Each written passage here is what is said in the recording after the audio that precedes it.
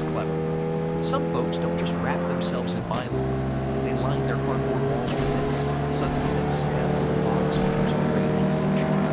The body warms the air, the Mylar bounces it back, and you're basically slow cooking yourself in a good way. But there's a catch.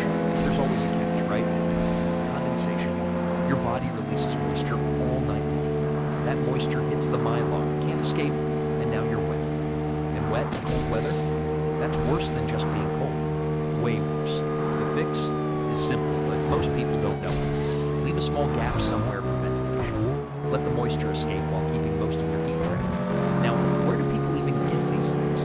Well, hospitals throw away thousands of them every single week. Single patient use, then straight to the trash. Medical waste streams have become an accidental supply line for people trying not to freeze. One last thing worth mentioning. These blankets are loud. Every time you move, it sounds like someone crumpling a chip bag.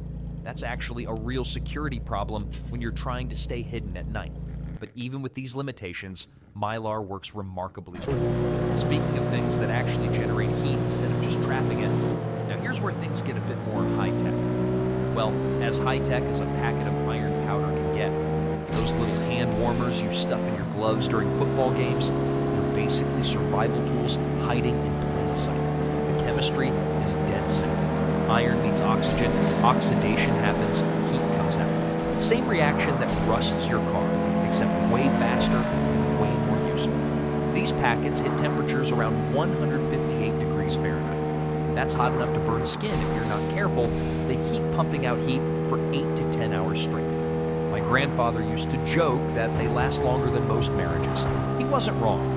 But here's what separates amateurs from people who actually live outside. Placement matters more than quantity. Forget your hands? Seriously. Your body prioritizes keeping your core warm, so work with that system, not against it. Tuck warmers near major arteries, the wrists, the neck, the groin area.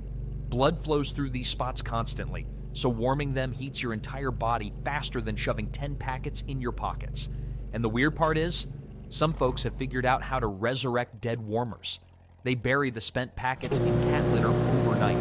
The litter absorbs moisture that killed the reaction, and you get a second use out of them.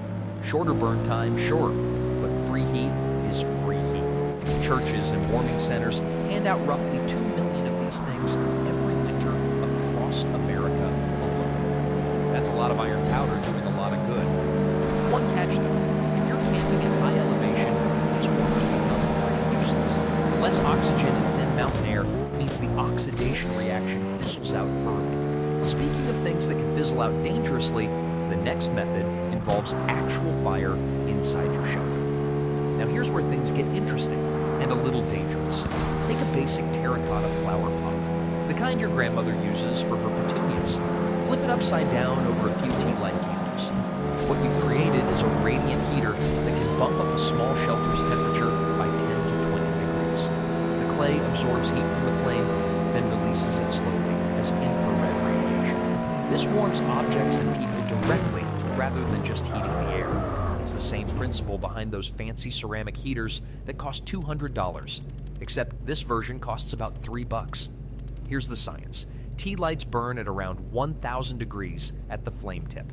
Most of that heat normally rises straight up and disappears. But the pot captures it, stores it, then radiates it outward in all directions. Pretty clever for something that looks like arts and crafts gone wrong.